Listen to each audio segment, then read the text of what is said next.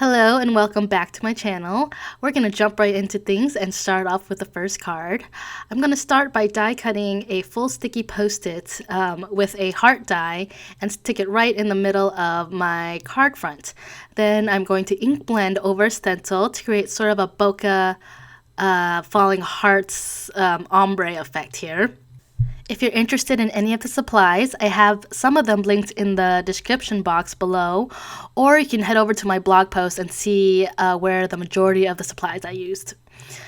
Alright, so I'm going to peel off the heart mask, and then I'm thinking, as I stamp this sentiment on there, the heart doesn't really stand out.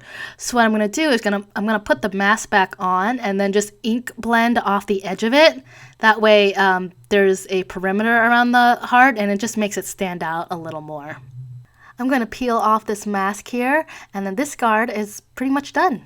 Moving on to the second card, I took this Stitch Hearts die cut and ran it through my die cutting machine, and it made a series of holes in the shape of a heart, which I'm going to use some embroidery floss and sort of make a cool design here. And so if I had to describe it, it's like I think of the heart as a clock, where first I'm going from 12 to 6 o'clock, and then 1 o'clock to 7 o'clock, then 2 o'clock to 8 o'clock, and so on and so forth.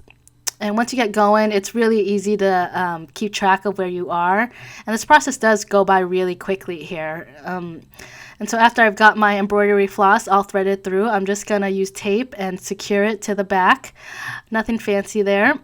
Stitching on cards is really popular in card making right now, and so this is a really great card idea if you want to do some stitching on cards, but you perhaps don't have the time. I'm just going to stamp my sentiment on here in red ink, and this card is done as well. Moving on to the third card, I have this really cool embossing folder that has a heart pattern on it, and I put it on some red foiled cardstock, and the result is just fantastic. It's so pretty and so just interesting to look at. And then I used the rest of that foil paper to cut up my love die cut, plus its shadow here. And at first I was just going to adhere the die cut words, but I felt like it got lost. So I'm going to add a white background to my die cut just to make it stand out a little more. I'm using some really strong adhesive with a fine tip point. That's really essential when you want to adhere such delicate die cuts like this. And so at first I had a sub-sentiment that was white heat emboss on black paper, but I was like, that doesn't go. So I switched to a gold one, and I think that brings the whole card together much better. And then I still wasn't done, so I took out some crystals and I adhered that for some extra bling, as if this card didn't need bling. On to the next card. This card will be a shaker card, so I'm using another size heart from my heart dies set, and I cut out a heart offset there, and then I added some double-sided adhesive, and then I'm going to add some acetate on there, and then I will die cut some hearts out for my little sprinkle bits, my little shaker bits there. And then I'll start building my shaker reservoir from foam tape. I like to double up my foam tape just to make sure there's a lot of movement with my shaker bits. I like the bits in my shaker card to shake. And so once I've got that on there, I decided I'm going to add some confetti on there as well. And something with tape, it just always sticks to me and sticks in my hand. And so after the reservoir building, I'm going to also adhere foam tape to the rest of the cards, so there's a nice even layer there, and so it won't get smushed in the mail. And then I'm going to carefully add my card base to it and seal my shaker up. I'm going to use that same love stamp and die set and do the same thing. I'm going to add a love die cut, and then, of course, some more iridescent heart gems. These things are so pretty. I highly recommend them. Moving on to the next card, I'm going to make a 3D kind of card here. And I die cut a couple pieces of cardstock to form a couple of hearts. And then I'm going to fold them in half and then stick two of them together and then stick it on my card front, as you can see there. And that makes for a really cool 3D effect.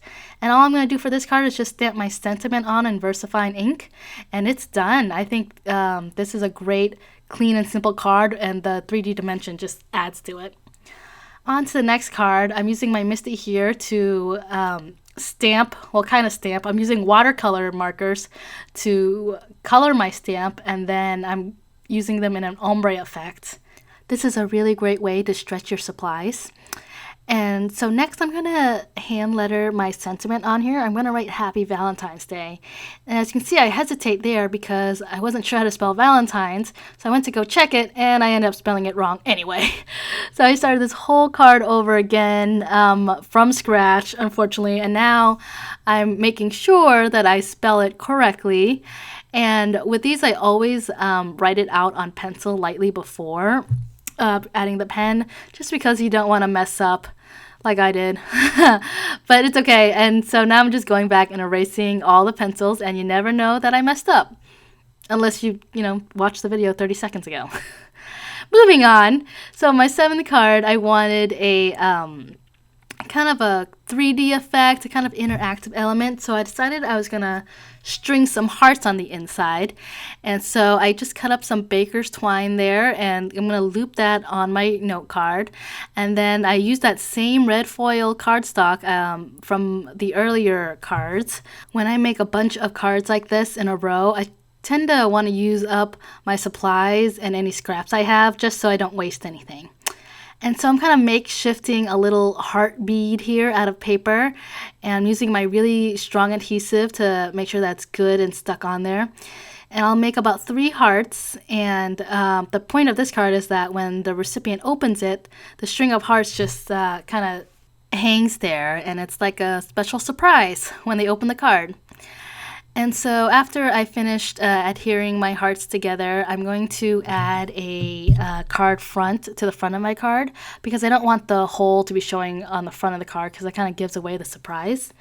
And so I kept this card really simple. I'm just going to stamp a sentiment in red ink and adhere it to the front of my card. This is a great card idea for kids to do because it's super easy, or if you just have minimal supplies and you want to make a Valentine's Day card. Moving on to the 8th card, I have this stamp set, which makes little, it gives you a guide to where to put your sequins and gems on. And so that's what I'm going to do. I'm going to bust out the sequins again, or the gems I should say, and I'm going to adhere them onto the heart with my jewel picker. And this part may seem like it's tedious, but once you get going, it doesn't really take that long. And through the power of editing, I'm finished. And so for the card base, I'm going to make a card that opens up, the unusual way. And so I'm just going to adhere that to the top flap there. And I'm not going to add a sentiment because I feel like it would take away from my little gem heart there. And the next card is going to feature a 3D element in which I want the heart on the inside to pop up. So I'm using a die cut to trace a heart on the outside of the card, and then I'm going to trim from the right side and then trim around the heart. And I'm going to adhere a little heart die cut to the inside, and then I'll mark the point of the bottom of the heart and fold it inwards, just like that. And so when you open up this piece, it pops up, the heart pops up. And so once I have that, I'm going to just stamp my sentiment on my little heart and adhere that to my little mechanism here. I'm using a lot of hearts in my cards today because I got this nesting hearts die set, and you get a lot of mileage from it around this Valentine's Day. And so next I wanted to work on the card front, and so I was scarred by my hand lettering accident before, so I'm going to use a stamp this time and stamp the word February on there. And then I'm going to write out the calendar month of February, and once I do it in pencil, I'm going to go over it in pen. And once I have all that, I'm going to draw a heart around Valentine's Day. And that'll kind of be my sentiment, because there's a sentiment on the inside. I didn't feel like the front needed a sentiment. It just needed like a clue to tell you what was going to go on the inside. So after that's done, I'm just going to adhere that to a note card. And then I'm going to adhere my mechanism to the inside and make sure that all the pieces work together. I'm making sure my ink has dried by this point. Once that is attached, I'm going to go back to my card front and erase any pencil marks that I have left there. This is another great card idea for those working with minimal supplies, and it's even a great like last minute card idea because it did not take that long to put together at all, and the effect is just fantastic. I'm going to play with it a few more times there. There you go. On to the last card. I had filmed this a while back, and so I'm including it with my bunch here. And so I use my electronic die cutting machine to make this stencil of hearts here. And so what I'm doing is I'm just going to ink blend the hearts from left to right. And I'm going to do it so it looks like the heart is fading, like I'm doing different shades of pink here. And I'm using Gina K inks. Those have been a really good ink to use for ink blending and stamping lately. So I've been reaching for that a lot.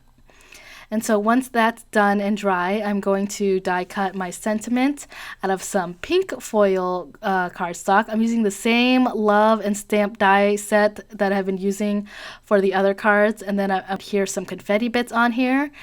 And attach it to a coordinating card base just to tie everything together. Going back to my previous cards, I decided that I wanted to trim some of them down as well and adhere them to some coordinating card bases. And this is just a great trick for, if you had stamped something or put something on that's not centered, you can trim it down and adhere it to a different card base, and it's like no one ever knew. Unless you're a YouTuber who makes videos. And so let's recap here. Here's my first card here. I used some stenciling and masking there. My second card uses stitching with a little bit of stamping. My third card uses a embossing folder and some foil paper and gems and some heat embossing. My fourth card is a shaker card, which is so cool and uses iridescent hearts. My fifth card is a 3D card, and a simple sentiment is all this card needed. My sixth card is my boo-boo of the bunch. I like this card so much, I decided to do it twice. Just kidding. I still got some eraser marks on there. My seventh card is a very simple card from the front, but when you open it, there's a special surprise on the inside for the recipient. And then my eighth card is another simple card, but with a lot of bling. This is for your loved ones that like a lot of bling in their life. And then my ninth card is this really quick and simple card that has a lot of pop to it. Literally. I think this one ended up being my favorite, actually, and it took the shortest amount of time. And then my last card is an ink blending card because I'm an ink blending girl who loves ink blending. All right, that wraps it up for today, folks. If you like what you saw today, please hit the subscribe button and have a wonderful Valentine's Day.